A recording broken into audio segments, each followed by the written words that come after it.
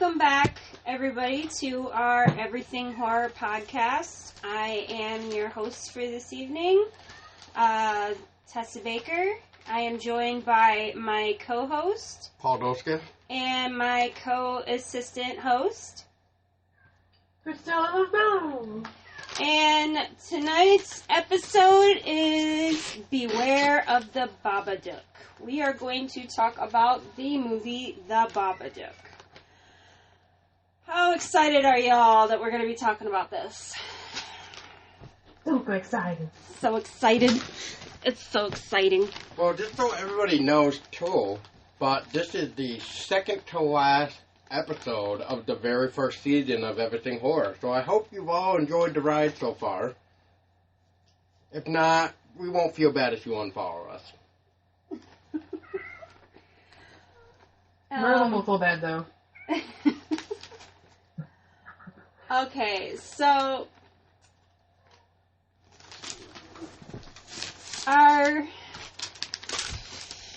we open in on a mother of a child who lost her husband in a car accident. So she's a single mom raising a son who happens to be 6 years old.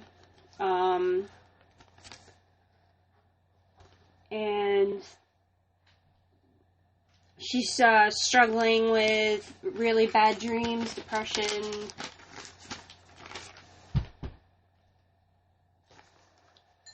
And, Crystal, help me out here. Oh, about the mom? Yeah, let's see. She went through a divorce or something. No, she lost her husband. Okay. She lost her husband She lost in a car her accident. husband the night that her son was born.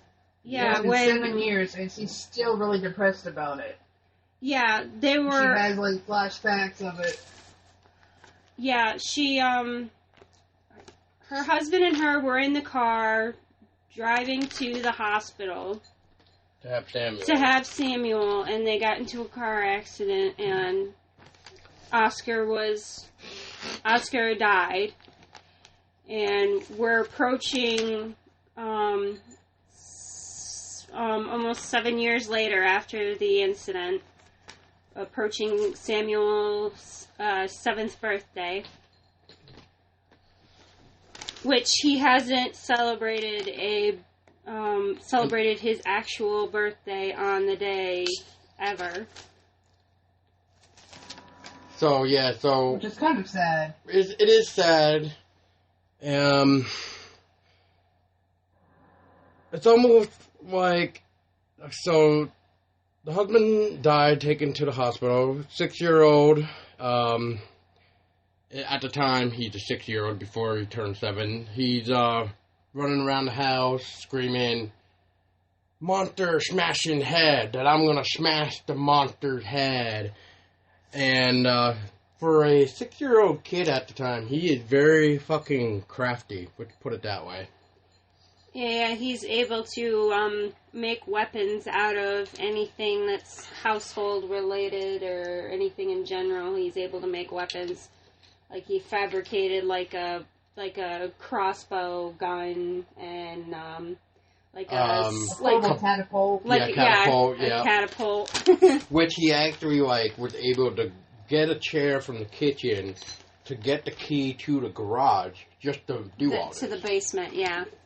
Or basement, yeah. Yeah, where all of his father's things are stored. Yeah. So, so one night, Sam comes into his mom's room and says it's happening again, and wakes his mother up, and she goes to show him that there's no monster in the closet, there's no monster under the bed, and everything is as it should be, and proceeds to read him a bedtime story.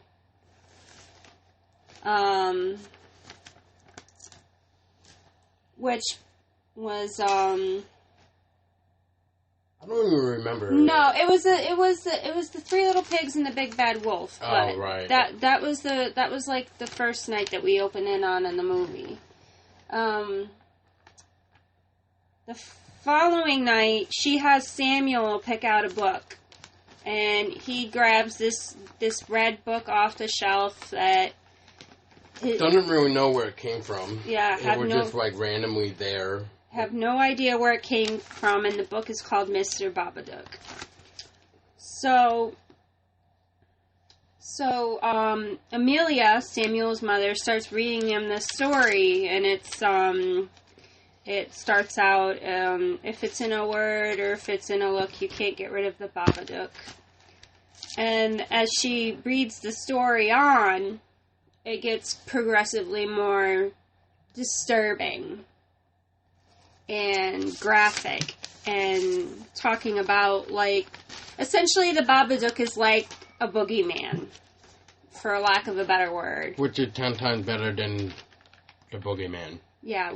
Wouldn't you agree, Crystal? I would have to agree. Like, let's just put it this way. Would you rather maybe face the Babadook or the boogeyman? Or which one do you think is more scary, I should say? Babadook or the regular boogeyman? I'd probably say Babadook just because of when he starts saying his whole Duke. That could really mess with someone of a younger age, but an adult would probably have a harder time of, I guess, messing with, but I can see how impressionable it would be on a younger child. But as you were saying, Crystal, what do you think? It's really hard to say. I mean, because everyone's picturing the boogeyman's different. Now, my version of the boogeyman would be Michael Myers. So if I had to go get Michael Myers, the Babadook, it'd be the Babadook. I'd probably face the Babadook. I wouldn't run. I'd run from Michael Myers. So I'd go against the Babadook. Yeah, we've heard that story. Yeah, we don't need any more people getting hurt. Ripped out their flip-flops. Right. That poor girl. That poor girl. So Samuel is a very peculiar child. He's got a very interesting imagination. Like Paul had mentioned earlier, he was talking about, I'm going to smash the monster's head. I'm going to smash it, you know. I'll protect you, Mommy. I'll protect you, Mommy. And when the monster comes, I'll kill it. And yeah, which is definitely a 6-year-old should be running around saying. Out of the norm for a typical 6-year-old. Yeah. Yeah.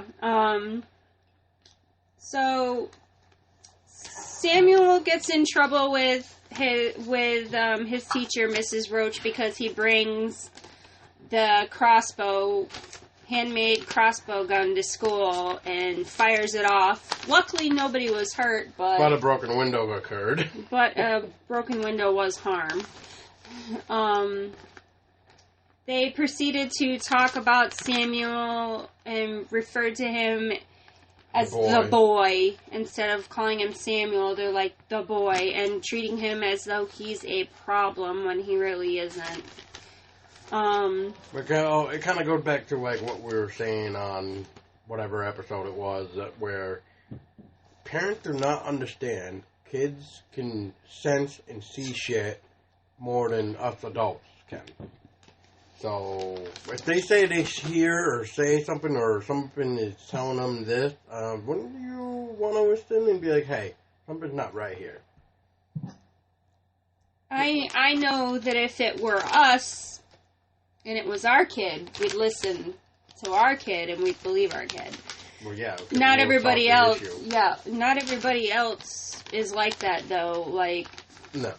Like, you just think it's the kid itself. Like, a little off base on the subject, but like we talked about in our last episode, The Witch, where neither one of Thomason's parents believed her or listened to her. It's like the same thing in here. Like, nobody believes Sam, and when he talks about, the Babadook and the monster or whatever.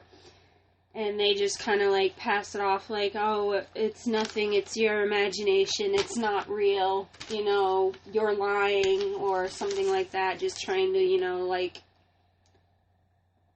sweep it under the rug, like it didn't exist. I want to pause this thing for a minute, but did we even introduce Lamont into this? I'm now drawing a brain fart. Lamont, did we even mention you're here? Because my brain was kind of just thinking about it. I'm like, wait a minute. So, okay. I didn't know.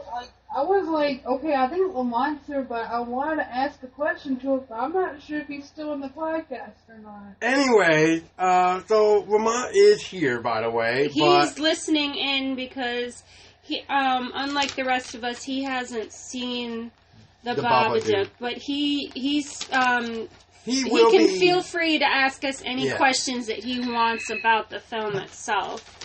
Yeah.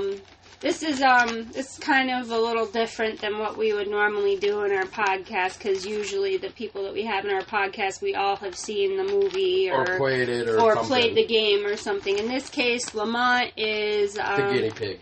It's not the guinea pig. Don't talk about Lamont like that. Jeez. He's a guest, but he can pick our brains about the movie. He can ask us questions. Well, he can ask the three of us. I'm trying to get him to say something. Yeah. Lamont, so if you want to, feel free to ask any of us a question. Or Crystal, if you wanted a question that you wanted to ask Lamont, go ahead and ask. Fire away. Which, I'll just want to say to get this out real quick, but I know we just discussed this with before the podcast, but so that it's recorded, can you please tell everybody why you haven't gotten around to see this movie yet? Just with everything going on with my sister and her health, so... Which she's getting better, which is always good, but it's a shame that she had to be in the hospital till, end of summer, so... She's, Yeah. Her and you and your family, you're in our thoughts. Thank you. You're welcome. But, this is how old is this movie now? Did I even write that down, too? It's quite a few years old, isn't it? Well, there's a short film of it. That I actually showed you about. Yep, that you showed me. Did you guys know that there was a short film that was actually was the inspiration for the actual movie, The Babadook? It's called The Monster, which is a short film. It's like a 10-minute short film. Yeah, it's a 10-minute short film based off of The Babadook. Well, the idea was based off of it, yeah. Yeah. It was actually a black and white little short film. It came out in 2005. It was originally from Adams Films, but the link that the original was supposedly on doesn't even work anymore. But it is on YouTube, which after this podcast there will be a link to Monster, the short film that inspired the full-length movie of The Babadook, which we'll discuss more near the end. I didn't know those were short about the Babadook. I just remember a bunch of friends of mine talking about it, and they told me that I needed to watch it, so I went and looked it up, and was like, holy shit, this is a really good movie. I had no idea it was a short based off of it. Well, that's like another film. Based off of short.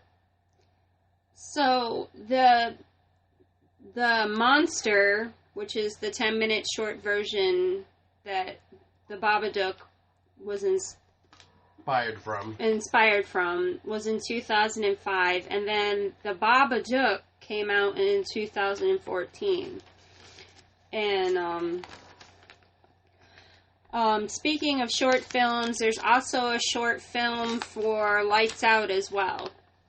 which, do you remember the title of that? I do not, but I will look that up when we do the Lights Out episode. I will have that link up in our podcast. All right, but yeah, so Lamont, so far, is there any questions for you so far from what we discussed, or are you still okay with what you're hearing? Yeah, I'm perfectly fine with it. It sounds like an interesting film so far. Okay, I just wanted to make sure that nothing has made you want to question something. So, all right, let's continue. So,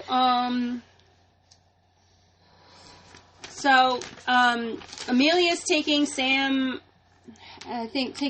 home.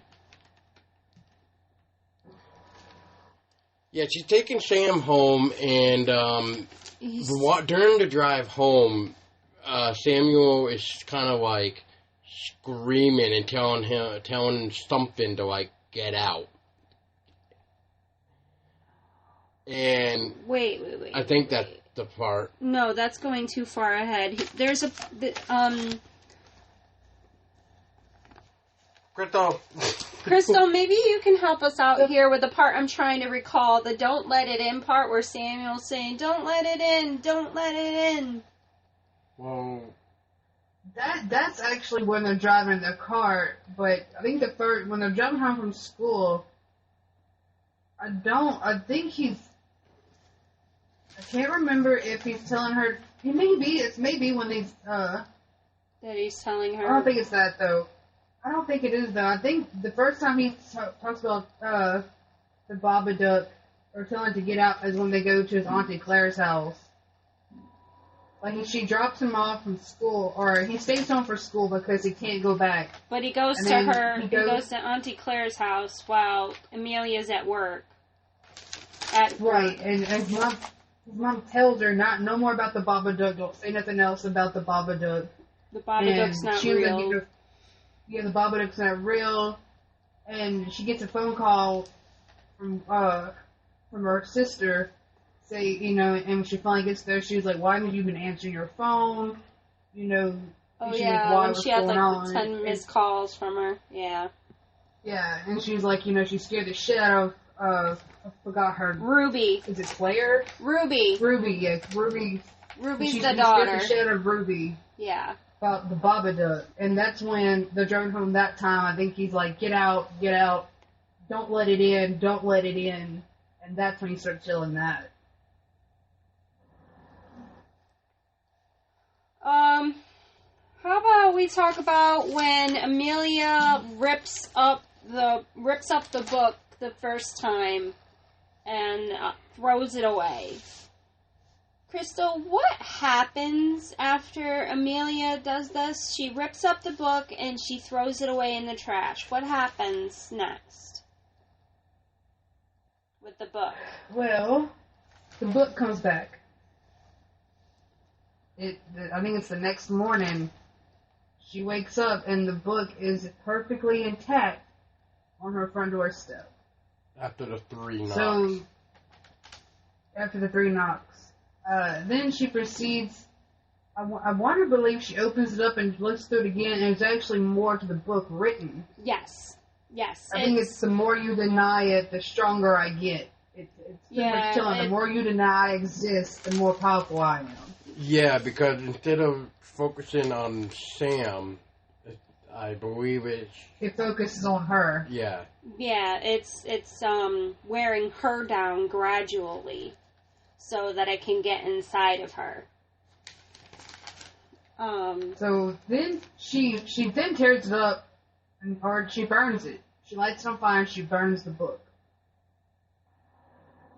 Which, if we're talking about the book, I actually made a note of this because I'm kind of still curious about this. But even if the listeners even know maybe the answer and can maybe find us a link or something of this, but I'm actually curious how many books had to be made for this film. Because you know how directors are. They want that perfect shot. So I wonder how many books she had to rip up in the exact same page or burn the book in that exact same way or whatever. So I'm kind of curious about that. Because that was one note that I asked myself.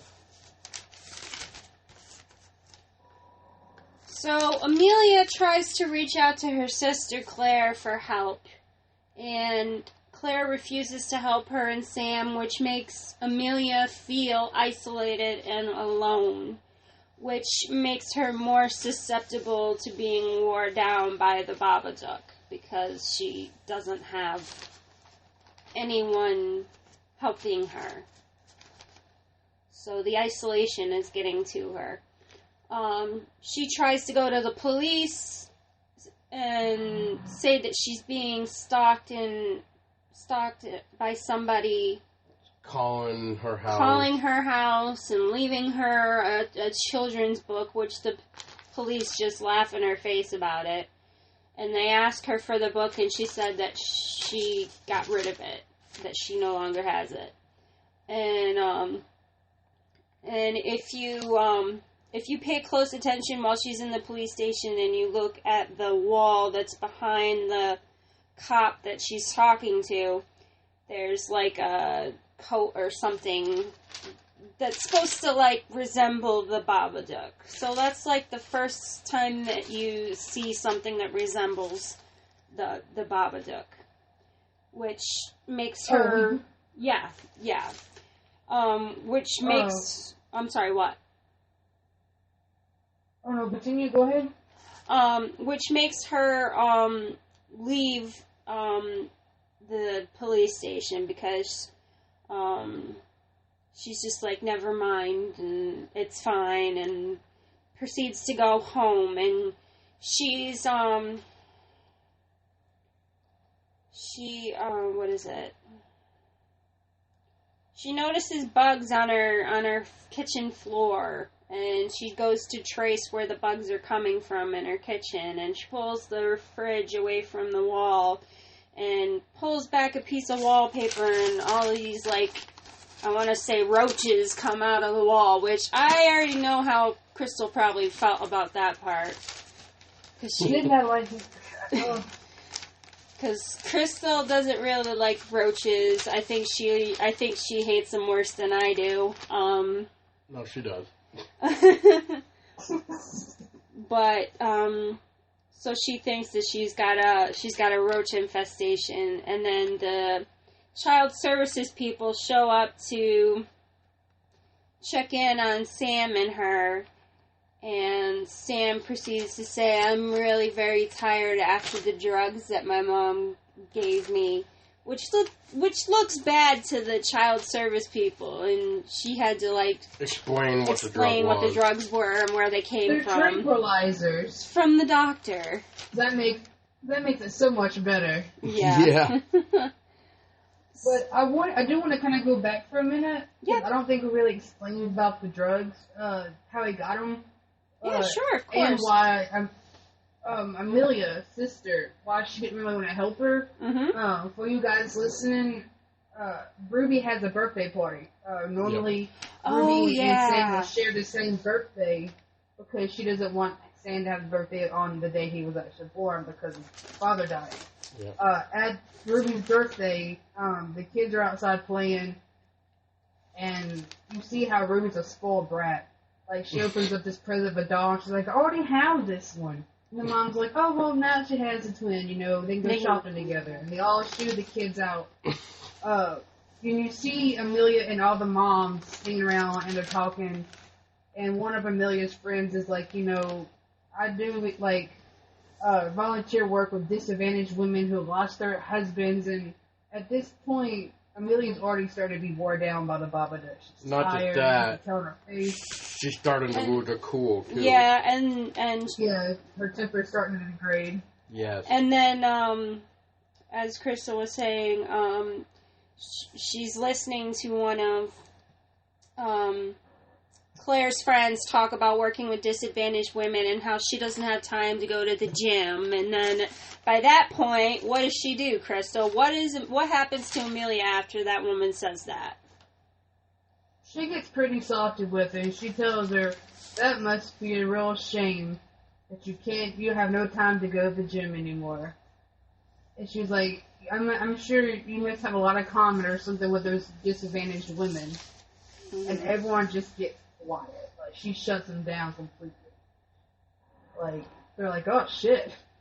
Which I couldn't kind of understand, where she's coming from there.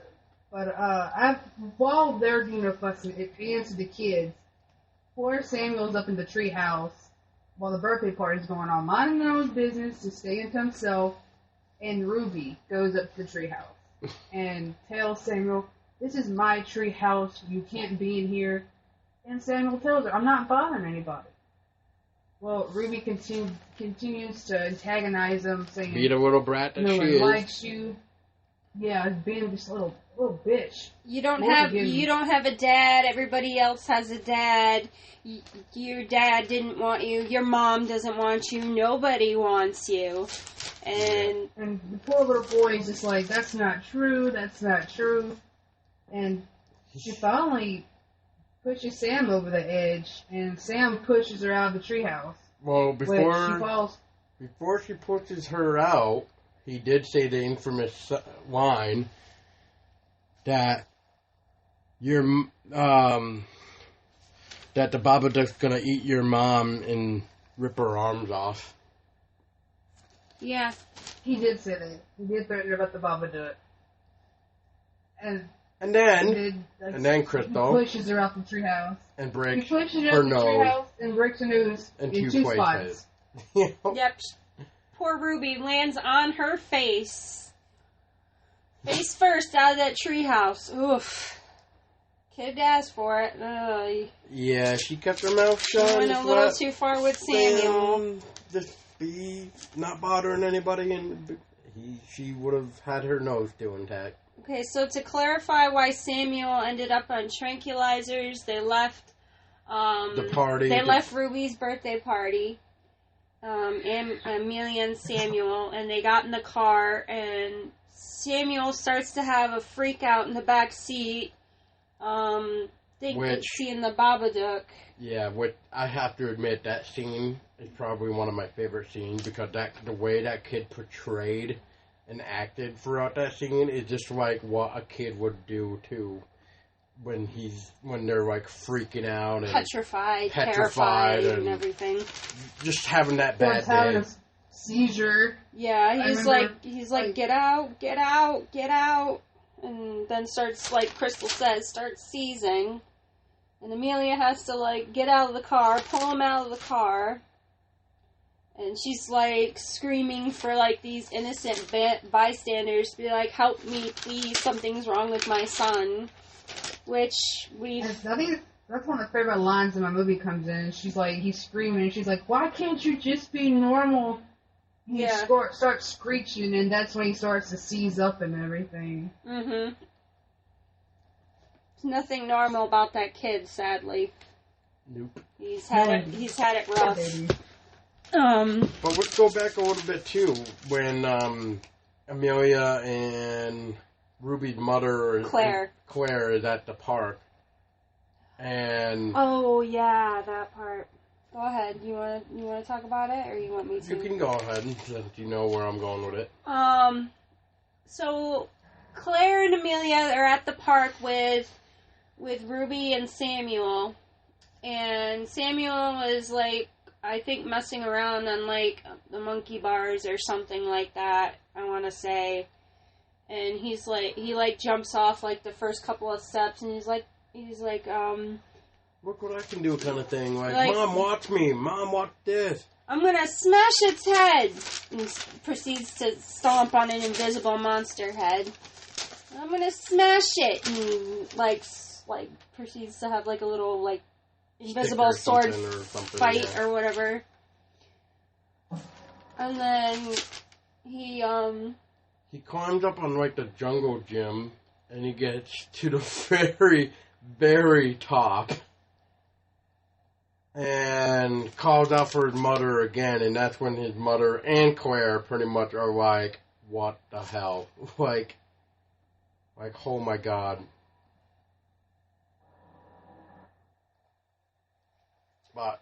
Which it is sad what he says about when he's on top of it, because they're talking about, God taking him home or whatever. And that's when they asked him, he was like, God didn't want me or God didn't take me. That's what he was reaching out for, was because he asked about his dad. And that's why he did that, because he wanted God to take him. And then he fell. Well, that's the thing. We don't really know if he fell, though. Or something pushed him. Well, I don't remember if anything pushed him, because I just remember you see him at the very top of the bars, and then, like, you just see Amelia and Claire run up like, holy shit, and then that's it. And then it goes to the next scene. I don't really think you actually see him get pushed or if he falls. I mean, I forget if I... Well, he was crying in the car on the way home, like, he got hurt, so he's whining and whimpering in the back seat of the car. Yeah. On the way home. Yeah. And then they go across Miss Roach, and she was like, do some more. She's like, a few wars. And that's when I think that's when you first meet their neighbor, Miss Roach. And when they get home, poor Miss Roach. Right. Yeah, that freaking lady, oh my god. I don't know, she was one of my favorite characters. I right? like Miss Roach. She's nice and sweet, and all she wanted was just to make sure the kid was fine and was happy. Yeah. And I think she said like she lost her husband too or something. Yeah, she's a widow too.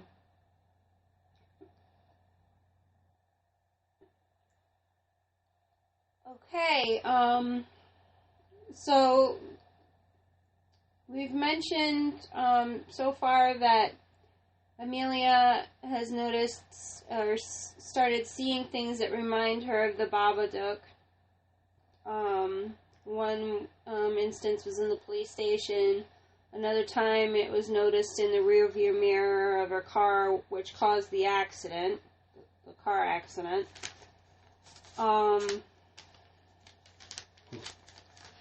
You want to talk about that part? I kind of just remember it. Like, during the crash, they end up, like, smacking into this guy's brand new car that he just barely got, and he's, like, shouting at Amelia because he just barely, like, got it off the plot or something, and, yeah, then she just, like, drives away because she just fucking just said, kind of had, like, that fuck it attitude. Well, she also sees the Babadook too. She the has a rearview dream mirror. about the Babadook in the closet.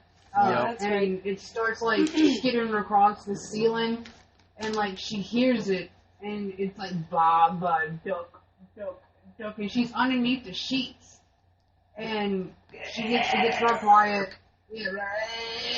and she lifts the sheets up, and it ends up coming right above her, and like all you see is her open her mouth, and it sucks in, and that's when she starts seeing it in her vehicle. Like you can hear it, like it lands on the car and it's making the noises and shit, and she ends up hitting the guy's car. And he's like, "What's wrong with you? You hit me head on, and oh great, you have a kid in the car too. You could have killed somebody." But that's when she really starts to disintegrate. Like that's when the Babadook really starts wearing her down. Yep, and then Krista, help me out on this one too, or honey. Is it right before or after the roaches part when she's like, washing the dishes and she's looking across to the other side of the house because her window pretty much is can see the view of inside Mrs. Roach's house, living room where she's watching TV. And then that's the other time when you... Yeah, that's another time where she sees the Babadook behind Mrs. Roach's chair in her living room. Yeah. Yeah. But I'm just wondering... I think that's before the roaches, I believe. Okay, yeah, because that would sound right. Because I think it goes into the roach or something like that. Yeah. I want to read something I found that's in reference to the Babadook. It's like a little poem thingy. It says, if it's in a word If it's in a word or if it's in a look, you can't get rid of the Babadook. I'll always find a dark place to hide, a little something extra buried inside. You'll have to let me scare you thrice to reap the reward or pay the price. Now the bone-chilling features that you must view. Take care to keep watching the whole way through. Follow these steps to unlock your prize, but fail my challenge and be tormented by my cries. I like that. What do you think, That's Crystal? very Babadookish. Very That's very Babadookish. Babadookish. Very public. I found that and I was like, oh, that's so cool. So, Lamont, is there anything you want to ask so far since we've been talking more about it, or? No, but the only thing I can say is that I'm definitely gonna watch it. It's really good, It's just- Lamont. Yeah, it sounds like it. Yeah. I would definitely watch the short film first on YouTube, though, Lamont, and then watch the full length, because then you'll actually see, like, what was inspired. Which, like I said, too, near the end of this episode, I'll dig a little bit more about the short story, but you guys are doing good so far. Oh, also, forgot about the book. When she's looking through the pop-up book the second time, before she burns it, the extra pages actually show her strangling her dog Budsy, Breaking and its then neck. strangling her son. Yeah, it's showing her And as killing the one that's being The killer. being haunted instead of And- Samuel. Instead of him, yeah. And the Babadook in each part is like right behind her, spread out in a big shadowy like form. With his big So long it- arms. Which, Yeah. yeah. What was I going to say, too? Oh, yeah, so, like, the first time when you saw the book, when you got to the part in the book where it said, like, let me in, you see Samuel on the bed. Mm-hmm. And then the second time, like Crystal's saying, with, you're seeing Amelia now, like, strangling the dog and strangling Samuel. And being the one on the bed. And being the one on the bed this time. Yeah. So go on, Crystal, with what you're saying. Continue. But yeah, it's just a foreshadowing of what's to come. Because when she does, go to the police and tell them, there's a child's book of graphic images of me killing my son and all that.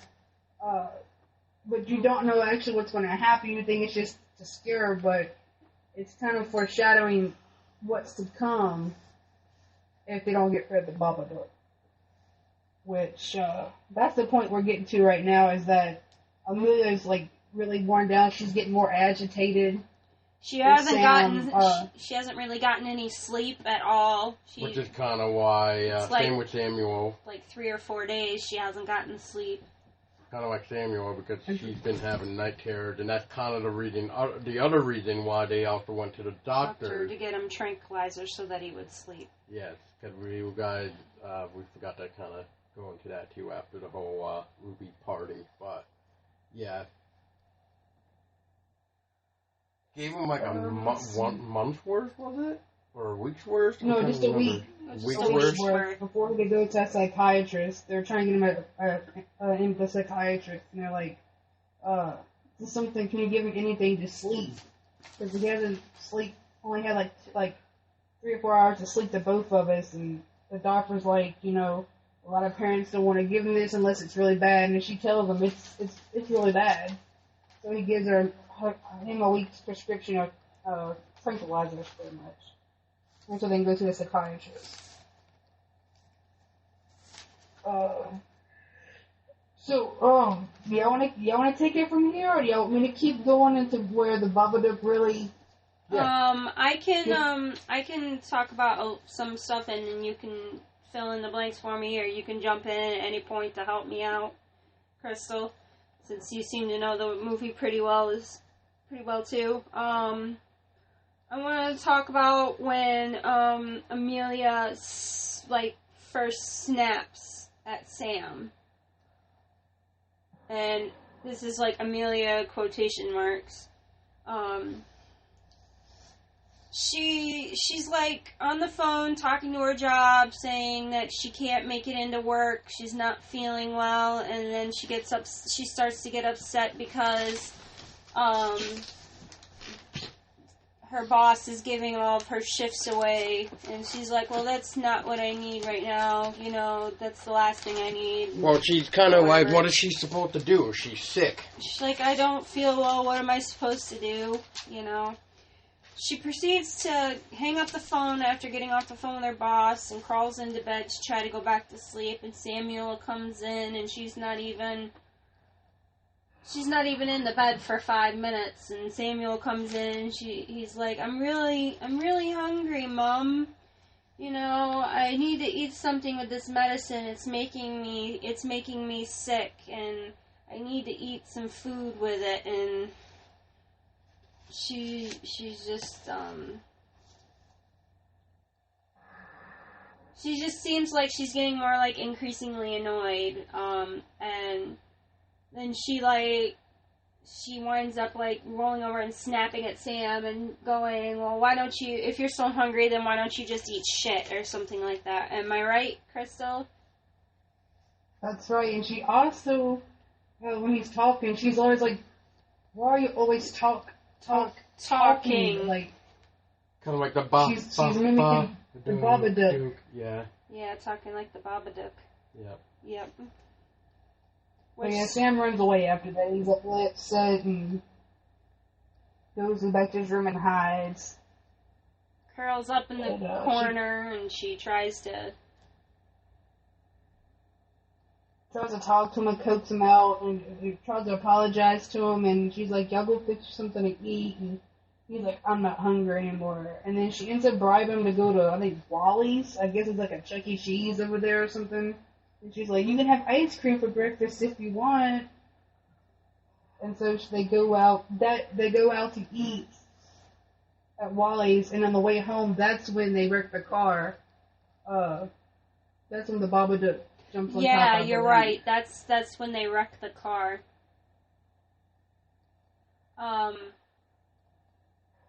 Now, Crystal, would you agree that between, the part where Amelia's in bed and she's talking like the Babadook to where she takes Samuel to the diner, do you think that wouldn't you agree that there's like a power struggle going on between Amelia and the Babadook over who's in control at that point?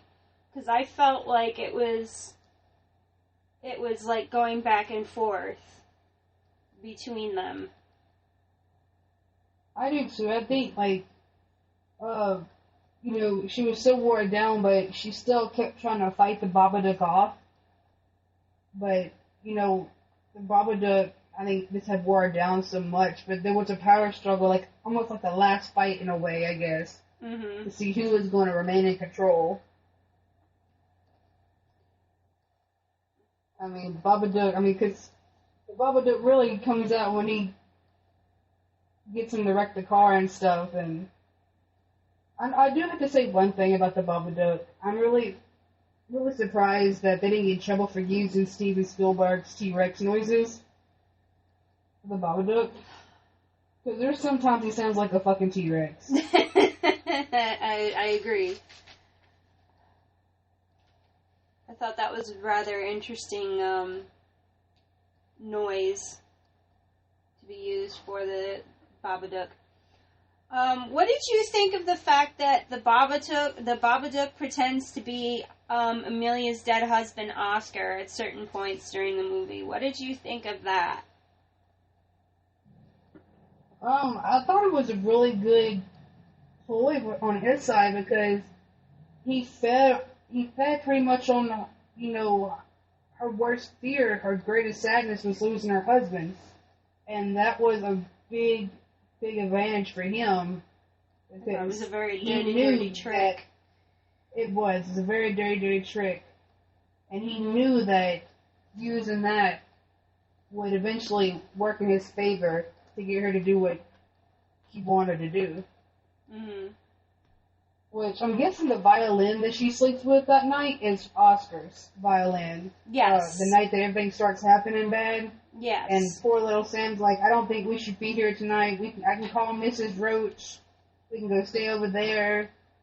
And he leans over to, I think, grab the violin or hug her, and she's like, leave it. And he takes off running. I did like, though, the Babadook kind of woke her up when he yells, there's someone in the house! And it come to find out Samuel's actually on the phone with Mrs. Roach trying to get over there to her. And that's when shit starts hitting the fan right there. Yeah, because she's like, what did I tell you, Samuel?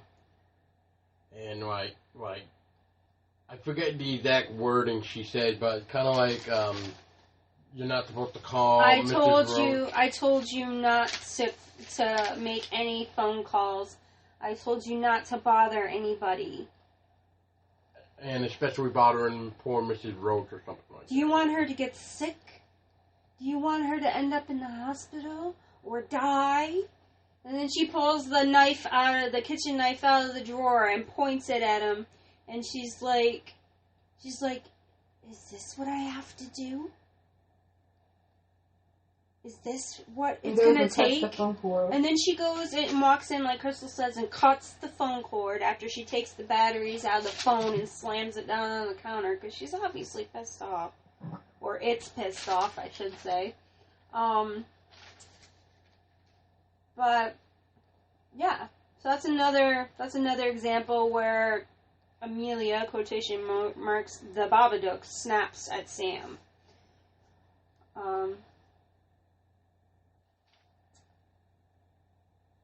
How about we talk about the part about poor Bugsy's fate.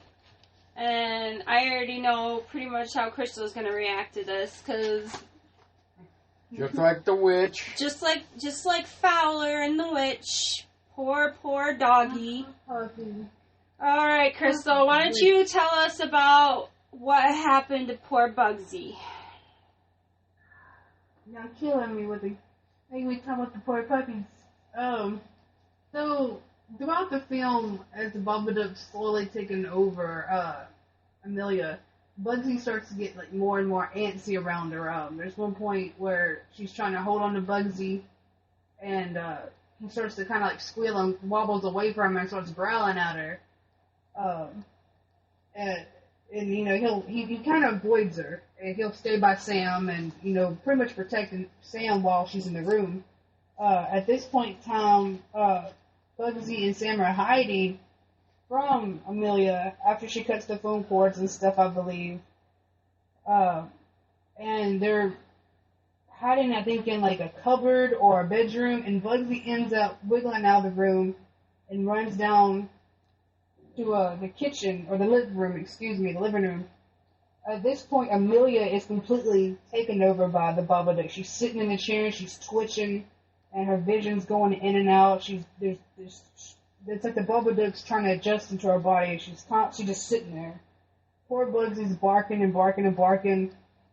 She finally clicks the TV off and looks at him, jumps up real quick, and poor Bugsy realizes, oh shit, I fucked up. The poor little dog just kind of starts cowering and takes off running. She grabs the little dog in the kitchen.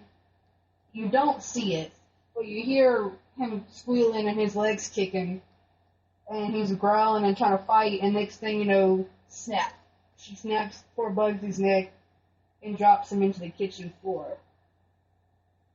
And that poor little dog, he tried, but just like the book depicted, that was Bugsy's fate.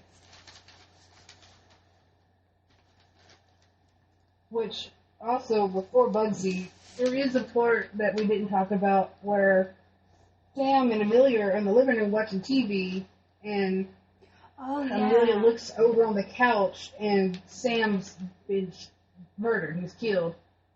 And she starts screaming and hollering, and she wakes up.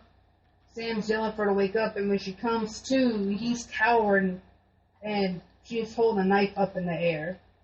Like she's actually about to do what she saw in her dream. And... But that's before Bugsy happened. Yep. And let's go back a little bit too, which I think it's around the same time Crystal just mentioned. But we'll talk about the creepy nude, where the mother trying to like stay up, she doesn't want to fall asleep, and as she's watching the what I call the creepy nude, it's pretty much showing like a nude about how she killed Samuel, the cops shot her, and then outside when she's seeing her body getting taken away to the morgue, she actually sees her reflection staring back at her. In the window. Oh, In I the totally window. forgot about that part. Yeah, which Yes. was creepy. It was It was like another foreshadowing of what was to come, pretty much. Mm-hmm. Which it almost happened. Almost. It almost did. So, Yeah. how do you guys like about when the Babadook actually finally took over, and after she kills Bugsy, she starts ripping her teeth out? Like, that was just a random thing to me. I thought they added was like, because you know, I throughout really the don't movie, think she's they like needed touching it. her jaw and stuff. I mean, to me, it makes sense. I mean, like I said in the movie, she would touch her jaw and stuff and like rub her. Yeah, I her think face. she had like a toothache or something. I think it was just getting to her and she was just getting annoyed with it, so she just, Or it ripped it out, yeah. ripped it out. I was just like, that's, you know, unnecessary. You kill a dog and you rip a tooth out, okay. Yeah, I agree. And then, after the teeth pulling, she goes and tries to find Samuel. But Sam's ready. He gets his little arsenal and he's ready to fight. Yes, he is. That kid already was prepared. Kind of like we were saying before about the crafty weapons and shit. He was definitely prepared. First he shoots her in the shoulder with the little crossbow gun, and then he launches the catapult with the ball in it and hits her in the head. Yep. Which And that's a croquet ball though too, or a cricket ball. So that's a hard little ball she got left in the head with. Yes. yeah. So which gives Samuel time to like get away and hide while she's like, it's Trying like to find him, I guess. trying to recover from being hit. Yeah. Which Samuel's hiding in the closet, in the linen closet, up on the shelf. Which then there's And then someone knocks on the door. Mrs. Roach, I think. Yeah, Mrs. Roach. And Mrs. Roach comes to visit. I'm not gonna lie, at that part when she opens the door and there's poor Mrs. Roach right there smiling, and she's, you know, come on, I love you guys, I just want to check on you. I called myself, I swear to God, if you kill this little old lady off, I will be so fucking mad. Like, that was my whole thing. I thought she was going to kill Mrs. Roach. That's what I thought, too. I was like, please, Yeah. please don't kill the old lady. Yeah, we like the old lady. That's one old lady I do agree that I liked.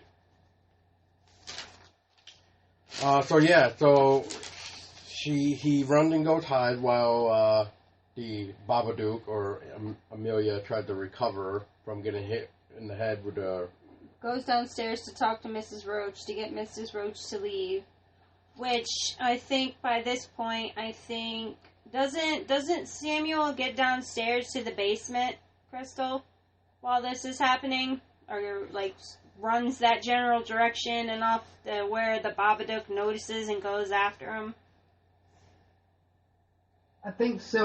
I'm trying to remember because I know there's one point where, like, when she shuts the door, she tells Sam that we shouldn't stay here. I'm so sorry. Oh, yes.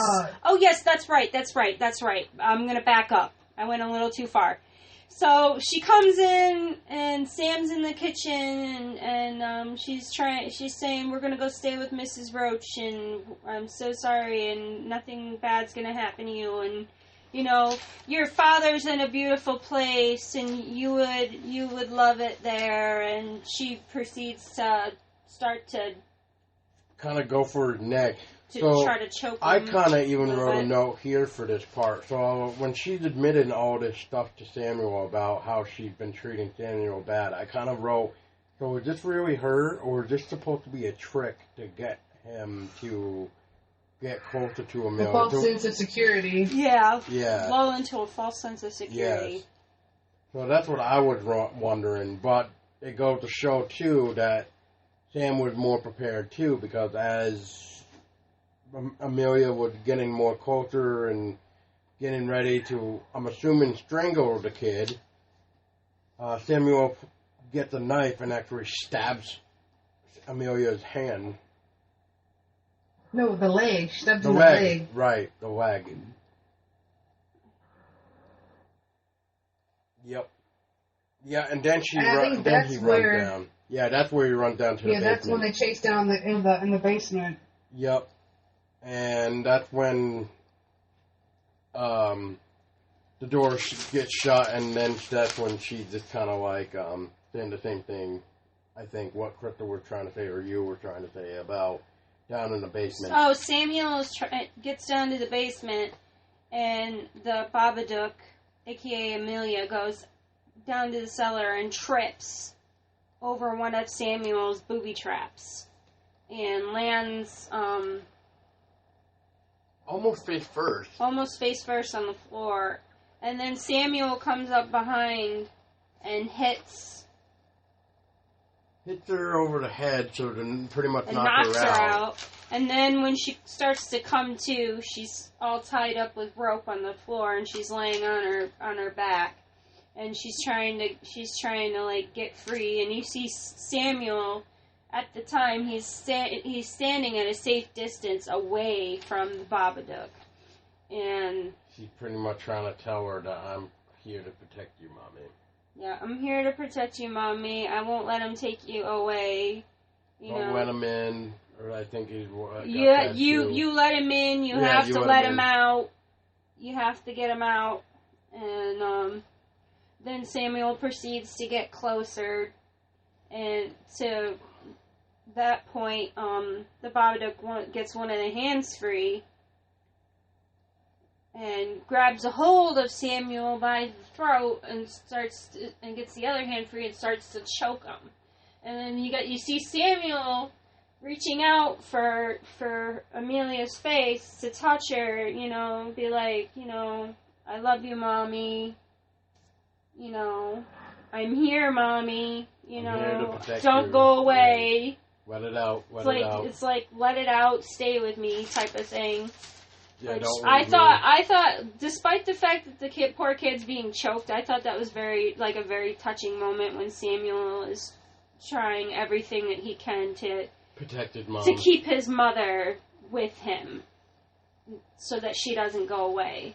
So because his mother's all that he has left. So. Yeah. And I think he said something around the line of Ruby won't let me stay with them or something like that, or something. I think something got mentioned around that. You wanna help me fill in the blanks here, Crystal? Anything I'm missing? About it wasn't Sam. It was Amelia at one point that tells Sam that they don't want to have anything. They're sitting in a tub. I think after they wrecked the car, they're back at the house and they sit in the tub, and that's when Amelia tells Samuel that Auntie Claire and all them don't want to fool with them anymore, because he's like, I can call Auntie Claire, and she tells him Auntie Claire doesn't want to talk to us anymore. So that's when you find out that they really don't want to mess with them. But as far as down in the basement, it's that power struggle again, because he's rubbing on his mom's face, and you can see as she's fighting, she finally gains control of herself, and she turns over and starts puking out this black ichor stuff. Black tar-like Babadook out of her. substance. Yeah. Yeah, and letting the Babadook out of her. After that, I remember they go back up to up to the top of the house, out of the basement. And the next thing you know, Sam says, "You can't get rid of the Babadook," and gets sucked up the staircase into the bedroom. Which Amelia runs after him, and as she gets into the bedroom, I think he's sitting on the bed. and oh yeah, he's being like thrown around like a rag. Thrown and against the slammed wall up and against the stuff. wall and stuff. And Amelia And goes, she- yeah. Keep Go going, ahead. Crystal. Oh, Yeah. go ahead. Yep, go ahead. Oh, she just, she tells them, get out of here. This is my house. You're trespassing. Leave. You're not welcome here. If you touch my fucking son again, I'll fucking kill you. And while at the same time, the Babadook's growling and making the house crack and shake. And then it becomes like a pissing contest between her and the Babadook. The Babadook's screeching, the mom's screeching, and they're yelling at each other. And finally, the mom overcomes the Babadook, and while she's defeating the Babadook tries to take Sam, tries to suck him towards him, and Amelia grabs him and hangs on to him. With the Babadook at the time has grown, like his hands are like He's huge. He's are really fucking big from feeding off of her. Yeah. So, Alex, so that's when I think they do the yelling back and forth, and the Babadook finally kind of like recedes, and shrinks down, and, next thing you know is you just see the clothes. His cloak and his hat and his hands just flop down, and poor Sam's behind Amelia, and she inches up to his hat, and Sam's like, no, don't go by him. And Amelia lifts up his top hat, and of course it lurches forward and screeches, leaves out the bedroom, and flies back into the basement. And the door slams behind it. Slams and locks. Okay, so before we finish the ending, I did notice you guys forgot to mention a couple things. So let's go back a little bit. Back in the basement, I'm trying to remember exactly when it happens. I know it's Amelia, and she sees the dead husband. Just like... Oh yeah, it's after she goes down to the basement after Bugsy gets spooked out of the basement because of Samuel doing like a magic show down there with like some firecrackers and stuff, and the firecracker noise spooks Bugsy out of the basement, which shows Amelia that somebody is down in the basement, So she goes down to investigate and finds Samuel down there doing like a magic show with his father's things spread out all over the place. And you also notice when she's down there too, after she finds that one picture of her and Oscar, she looks over to where she notices Oscar's, I believe it's hat and suit and violin and shoes. Mm-hmm. Up against the wall, which is almost like a silhouette, which is almost like how the Babadook's portrayed. Not just that, but back to like how the jacket or whatever looked like at the police department. Mm-hmm. And then, so then that was the first time, and then back at the final confrontation with Amelia and the Babadook, the husband shows up one last time. In their bedroom. In the bedroom. And he's doing the, just breathe, we're almost there. Just breathe, we're almost there. I think it's gonna rain, and then you see this flash of light, and then his head split, in half. In half. Pretty much, I think is how he died. I'm assuming is that what that's supposed to represent. I think. Yeah. But yes, but I just wanted to. And again, it's a very dirty trick to use the woman's dead husband against her. Very dirty trick. Yes. But yes, so you guys are Crystal's pretty much right. She's at the very end. The Babadook and Amelia's pretty much brawling it out with the screams, and she's yelling at him, if you ever touch my fucking boy again, I'll fucking kill you. And that's when I believe that's when it turned into the husband, and then said that stuff again, when it's going to rain. And then I think it goes screaming down into the basement, walking behind it.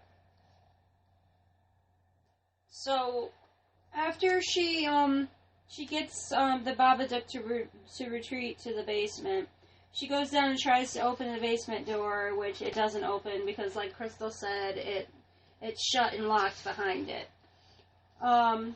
So we go forward a little bit, and it's like the next day or whatever, or a couple weeks later or whatnot. It's Samuel's birthday, and this child services people show up, and everything's like all like back to normal, and they talk about how are you doing? Things are going well, and then Samuel says, I've never celebrated my birthday before, and they go, well, that's not good. And then Amelia goes, well, Samuel's father died on his birthday, so this is the first time that we've ever celebrated his birthday on the actual day, because of, this is the reason why, is because he lost his father on his birthday. Which, that's what Samuel told them. Yeah, which is what Samuel told them. Which, if you can imagine a kid even saying that. Yeah. That poor kid. His father died on his birthday just to have him.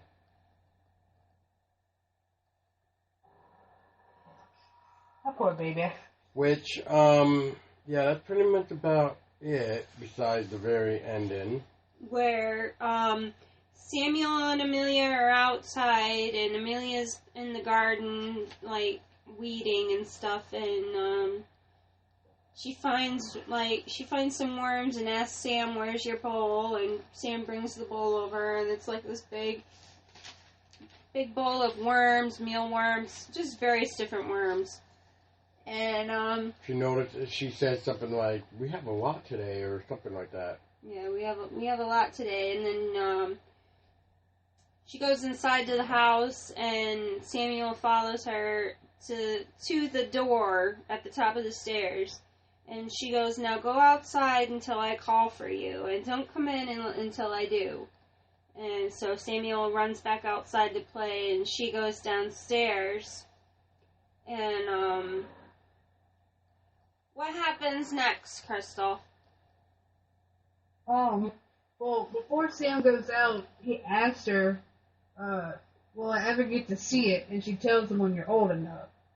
And that's when she tells him, go out and play and don't come in until I call you. So she goes down the stairs, the big bowl of worms, and she goes down in the basement. She's looking around, and out in the darkness, you hear it growling, and the Babadook shoots out from the back of the basement, and I guess leans over her, and Mom's leaning backwards, kind of terrified, and she finally stands back up straight. She's like, shh, shh, shh, and she's comforting it.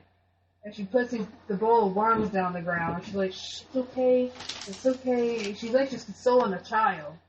And it finally starts whimpering and quieting down. And it finally recedes back into the shadows. And you see the bowl of worms get sucked in the far back of the basement where it's completely dark. And she goes back up out of the basement and shuts the door and goes back in the backyard with Samuel. And he shows her a magic trick with his little coin. And then he puts the coin in the plate, and it turns into a dove, and everything is all happy, and they're happy, and Babadook's living in their basement. Yeah. Life is better now. Life is so much better. So yeah, that was pretty much the Babadook movie. One thing that I'm now looking at my note is at the doctor scene, the doctor even said to Amelia too, before they got the tranquilizer stuff, is that the doctor said to Amelia, all children see monsters. Which, I kind of like that line just because, to me, it's just like, well, at least the doctor gets it. Oh, That's true. there's something I want to mention. There is this guy on YouTube and Instagram called Pink Stylist, and he actually does YouTube videos, like makeup tutorials and stuff, and he actually also did makeup. He did his own version of makeup for the Babadook, and he went on Omegle. And what is Omegle for people that don't understand what that is? For those that don't know, Omegle is like it's like a cam to cam chat site where random people chat with different strangers who have similar interests, and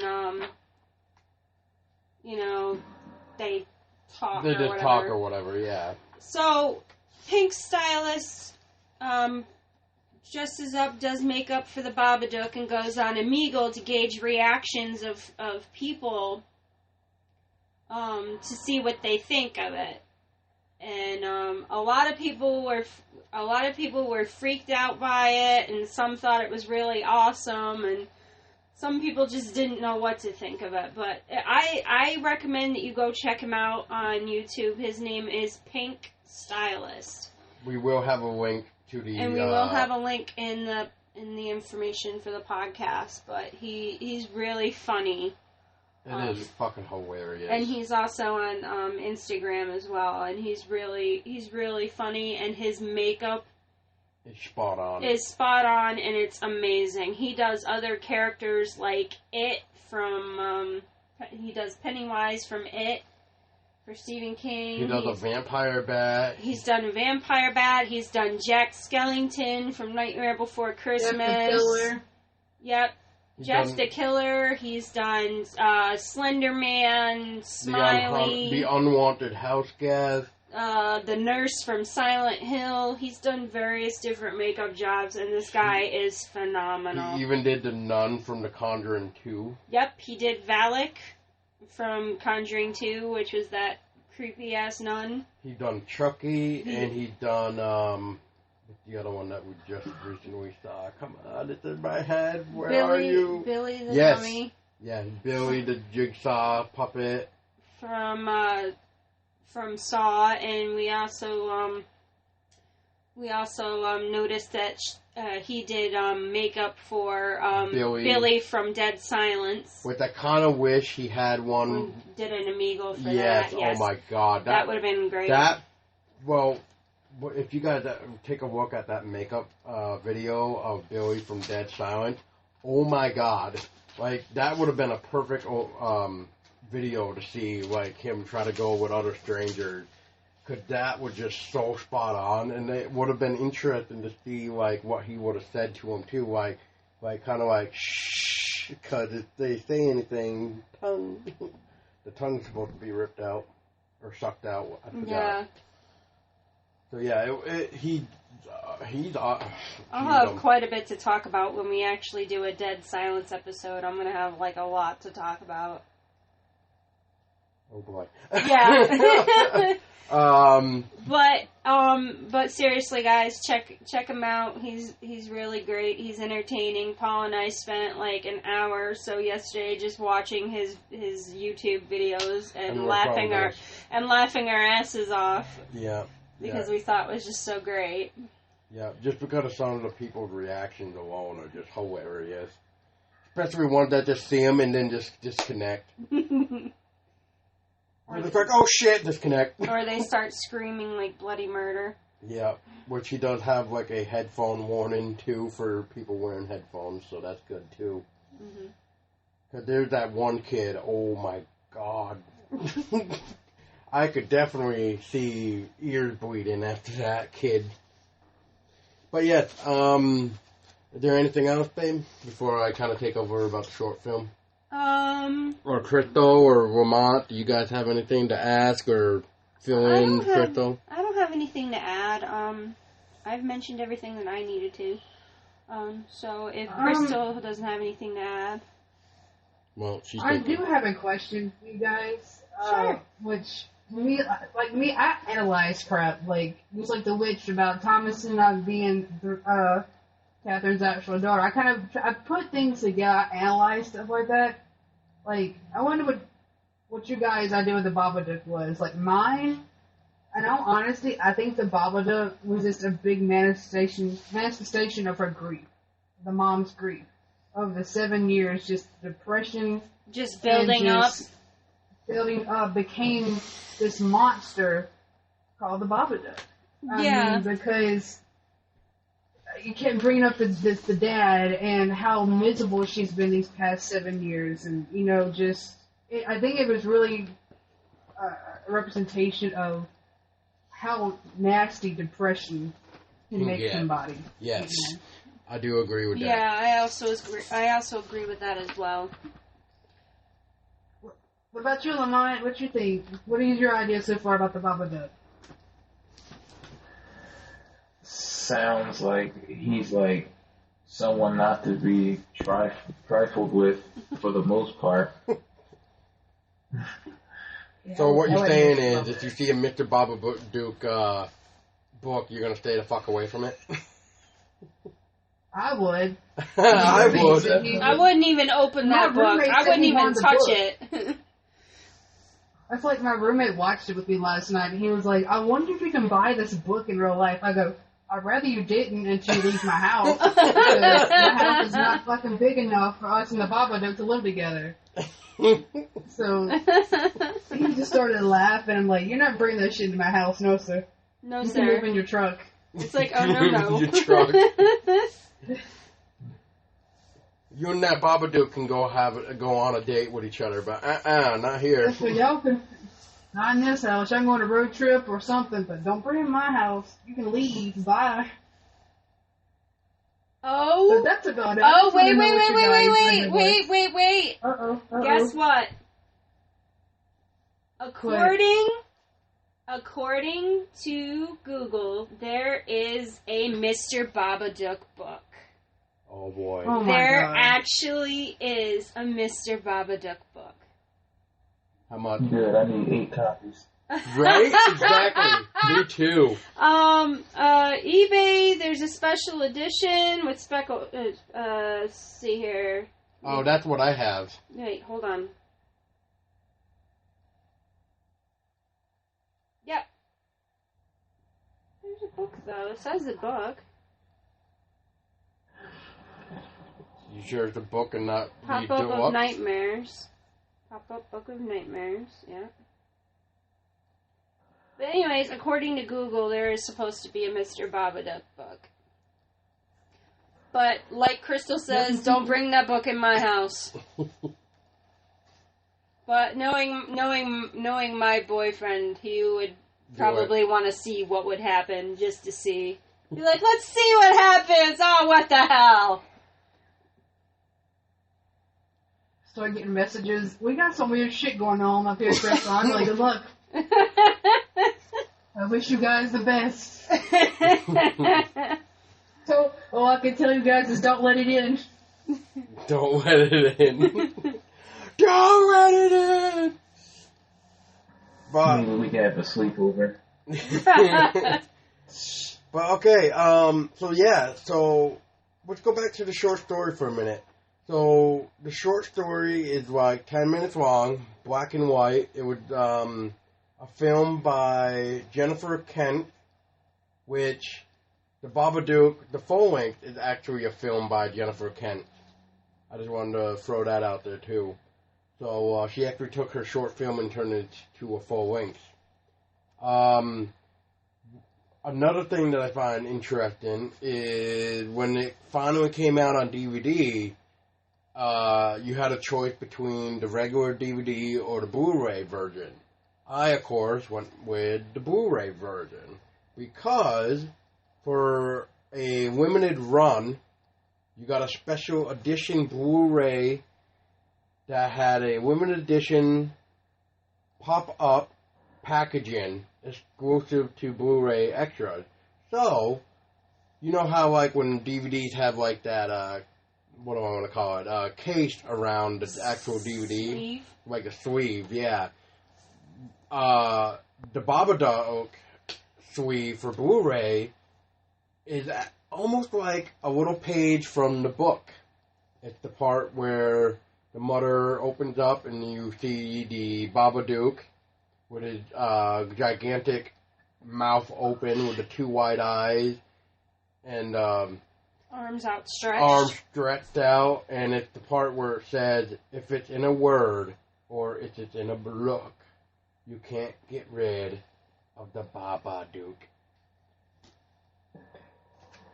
But it's also cool, which I can't confirm this 100%, so I really hope it is on the regular edition. If not, I apologize. But, the special features come with deleted scenes, the cast and crew interviews. It also has the behind the scenes of making of the film. It actually includes Jennifer Kent's original short film called Monster, which I will have the link up to you guys after the end of this podcast in the description of the episode. And then it also has its theoretical trailers for you guys. But I just wanted to throw that out there too. That for those of you that would like to see the short film, it's also on the DVD as well. But another thing I'm going to talk about real quick about the short film is not only is it 10 minutes long, black and white, you can definitely see where Jennifer Kent's full length came into play from the short film as well, and what got changed. So, like, near the end of the short film, you see the Babadook with the little kid in the bedroom. The mother comes running up and gets in front of the Babadook, and the mother shouts at the Babadook and says, "You do not have my permission to be up here. You do not get my permission to leave your room. You need to go back down there and stay there." So it's almost like it's like after, I don't really know how to word it, but it's like it's been there all along, kind of thing. Like it's been part of their family for so long that this thing didn't have permission to do what it was about to do with the kid. And she's also scolding it like a child. Yeah, she's scolding it just like a child. And then the very end, kind of like where Krista was mentioning about feeding the worms to it, where you see the dish get like pulled into the blackness of the corner of the basement.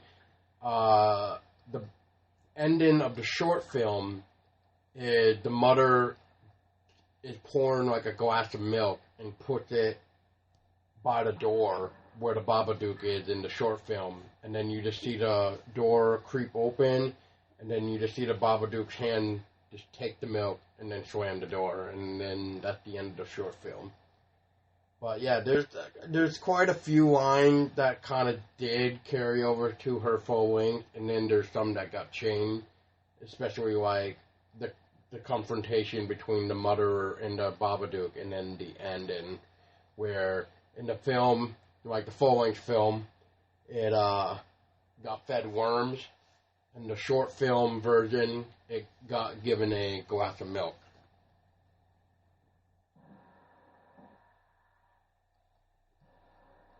But, yeah, So not too much change, but just small little things. Yeah, the small little things. Besides the fact that the full length is color instead of black and white, but yeah, Yeah. But for a short film turning into a full length, I thought that was pretty cool, because you got to see more of what happens, and got to see, like, how the book can come into play with the short film. Didn't really have a book, so that was cool too.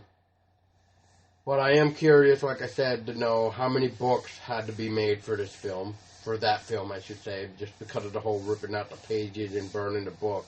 I can only imagine how many times they wanted to reshoot those scenes, if they even did.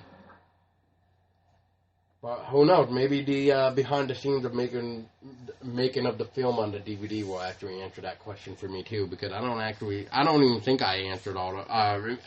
God damn it, not answered, but seen that stuff. So, but yeah, I don't know if that limited run of the pop-up for the Blu-ray is even around anymore, but I can definitely check out for you guys. And maybe post a link on that, too, as well.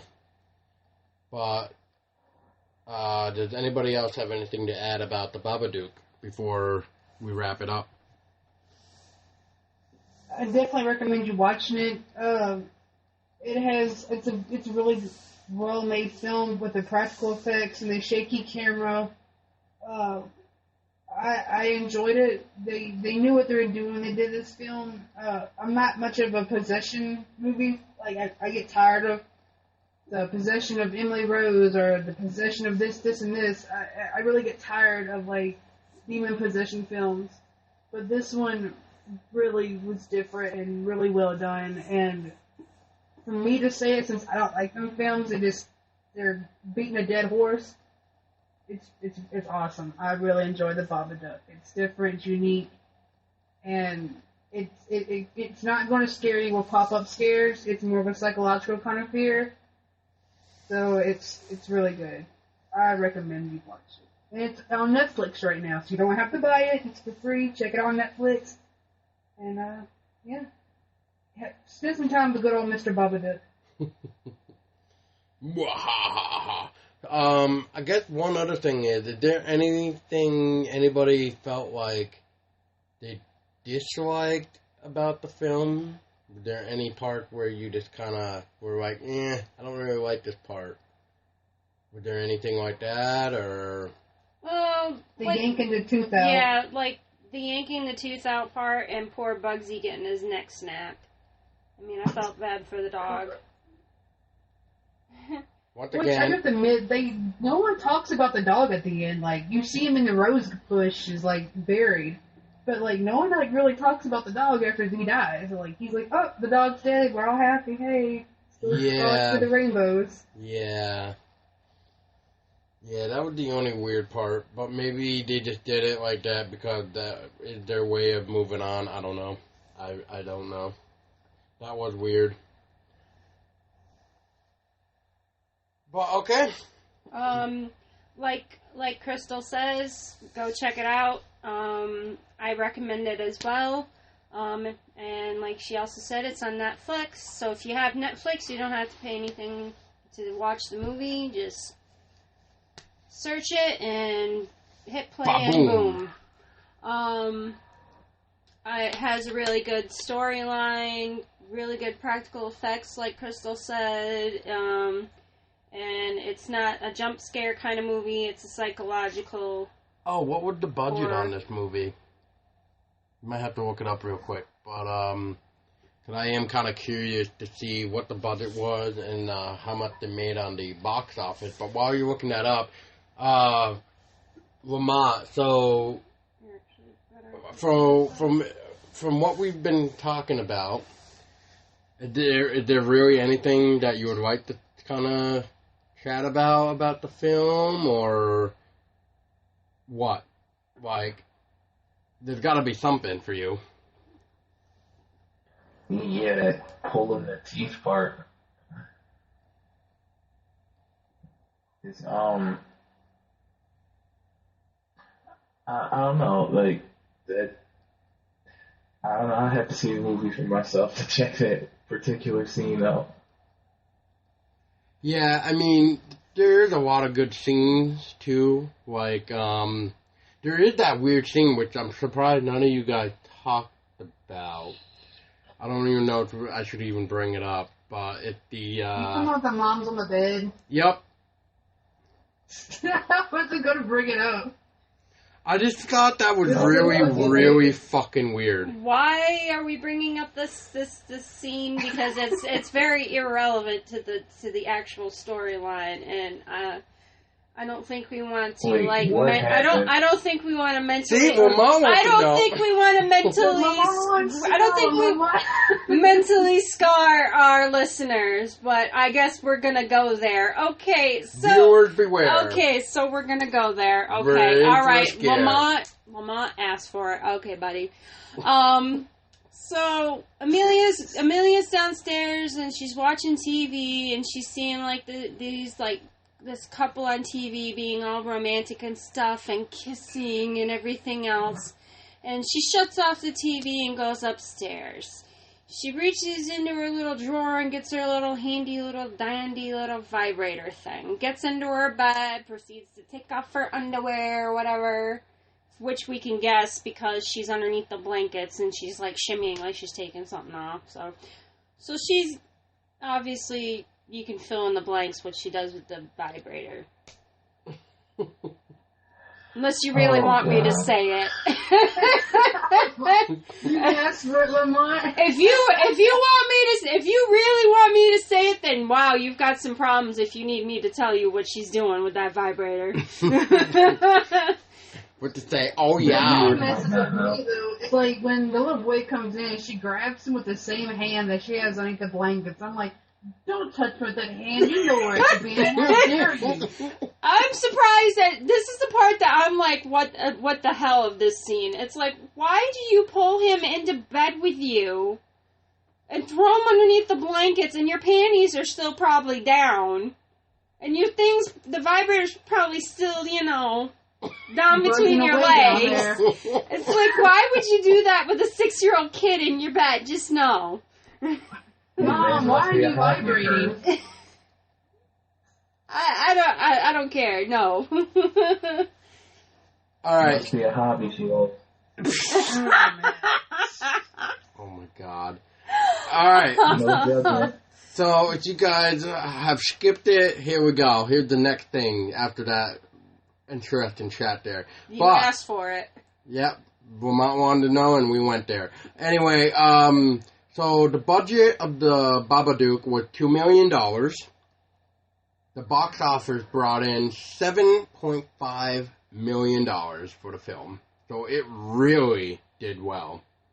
It almost, tripled, what it did. So, another interesting thing that I just found is this little section about symbolism. How the person writing it kind of was making it like a real life thing. So I'll read about the symbolism part. Writing for the Daily Beast, Tim Tiemann contends that grief is the real monster in the Babadook, and that the film is about the aftermath of death, how its remnants destroy long after the dead body has been buried and burned. Tiemann writes that he was gripped by the metaphorical imperative of Kent's film, with the Babadook monster representing the shape of all grief, all-enveloping, shape-shifting black. Tiemann states that the film's ending underscored the thrum of grief and loss at the movie's heart, and concludes that it informs the audience that grief has its place, and the best that humans can do is marshal it. So pretty much what I thought about was it's just like depression and stuff. That's what it really is a fight against depression. Yeah. The malevolent Babadook is basically a physicalized form of the mother's trauma. I believe that the Babadook embodies the destructive power of grief throughout the film. We see the monster insist nobody bringing up her husband's name. She basically lives in denial. Amelia has represented repressed grief for years, refusing to surrender it. So basically, the Babadook is her metastasized grief that comes into being. Yeah, it's her denial. Which is a very realistic view of it, because like I said, depression being someone who's fought depression, it's a monster. It really can turn you into an ugly person. Mm-hmm. So, I mean, if you don't fight it and you don't try to, If you don't deal with it, it turns inwards on you and it becomes something else. it turns you into a totally different person. It really does eat you from the inside out. Yes. And that Babadook is really a good interpretation of that. Yeah. I just thought that was interesting, though, about the symbolism, though. So thank you, Wikipedia. Oh, I have something else I want to add real quick. It's about Amelia's behavior towards Sam throughout the movie. She seems distant anytime that Sam tries to give her affection, wants a hug from her or something. She pushes him away. She gets upset with him. And, she's like, stop, don't do that. She almost, she doesn't know how to love him. And resents him in a way because she feels like he's to blame for Oscar being dead. That her husband's gone. And you really don't see her actually showing Samuel that, motherly affection and actually being more of a mother to him until the, almost, at the end where she's fighting for him. Yeah, you don't see her actually being his mom until the end. But I just wanted to mention that, really quick, because that's something that I also noticed, how she was just being towards Samuel throughout the movie until the very end. Yeah. I was just reading again, that one night when Amelia was having, that dream about Oscar even mentioned, if you want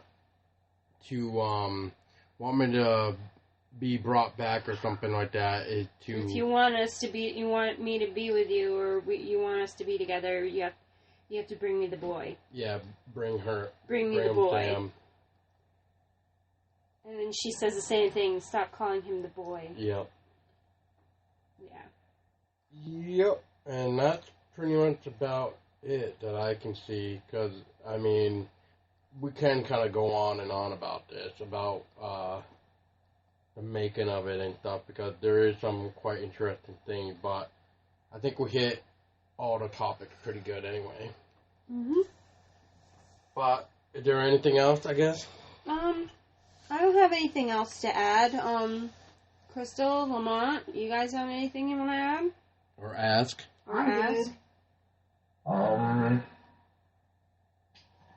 Going back to that bed scene. No, I'm kidding. No, I don't. Please don't make me go back there. Please tell me that you don't need clarification. I just thought it was kind of like what you guys were saying. I just kind of surprised, though, that you didn't at least mention, when she was in bed, having her thing going on, and then the boy jumped in. It's just what the hell? You would think, what? Oh, my God. Must have been some oddly type of fan service. Yeah. It's really weird fan service. That's a really weird contraption she was using, too. I've never seen anything like it. Hey, boy. Different strokes for different folks, man. Whatever folks. I'm not knocking it. I'm just saying I've never seen something like it. That's all. Sounds like a good time. I'm just glad. God, this podcast is becoming so inappropriate so quickly. It's escalating. I'm just glad I didn't find. I'm glad I didn't find that contraption near my bathroom crawl space of my tub. You good? Don't worry, we'll get one in the back. You need to mention that. Oh God! You need to mention it. Do it. Oh my God! You want to tell this story on the podcast? Oh God! It's a very inappropriate. This is not podcast material. All right, maybe we're getting way off kilter here.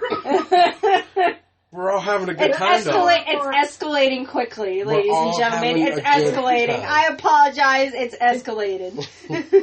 It's gonna go from a family-friendly horror podcast to rated R real quick. It's already been rated R because of us swearing, but whatever. Or it's gonna be XXX version of everything horror podcast. Anyways.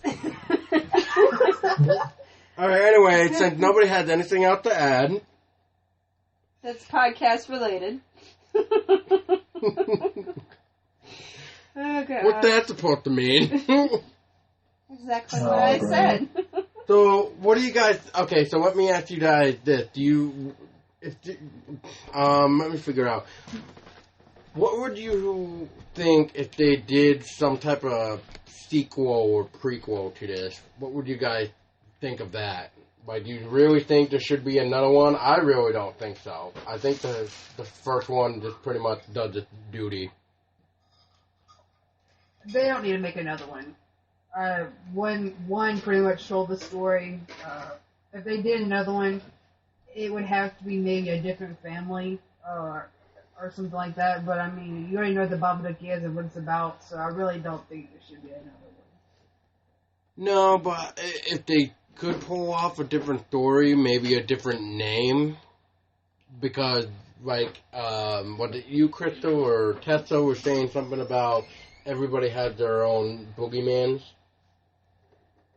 Oh yeah, everyone has their own perception of what the boogeyman is. Which, that kind of reminds me of a line from Silent Hill, where I think it's in the first one, or second one, I'm trying to remember now. I think it's the first one where, like, one of the guys that's with the detective, I believe,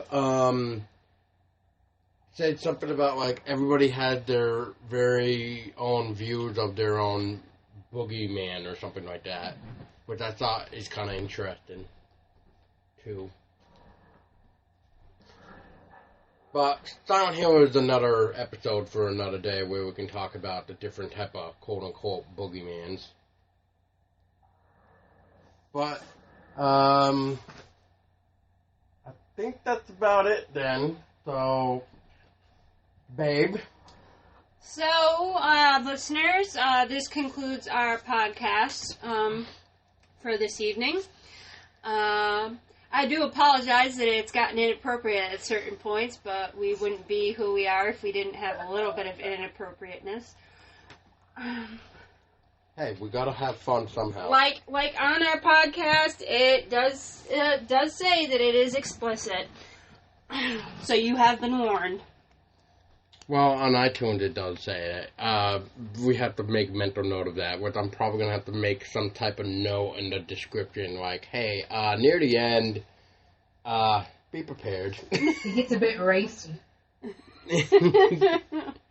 But yes. Let's just put explicit in our names on Instagram. Might as well. So, I was your host for tonight, Tessa Baker, and I was joined by Paul Doske, Priscilla Bello, who is the Lamont Derrickson. Oh, yes, Lamont Derrickson, and Crystal is also our newest co-assistant host, and Lamont is our amazing guest who would be on some episode, but unfortunately, family comes first, so. And we understand that, and like we said, buddy, you and your family are in our thoughts. Yep. So, and it's good that things seem to be looking like... They're getting better. Yeah, they're getting better, which is always awesome. But for everybody else, you already know how we end this. Stay scary.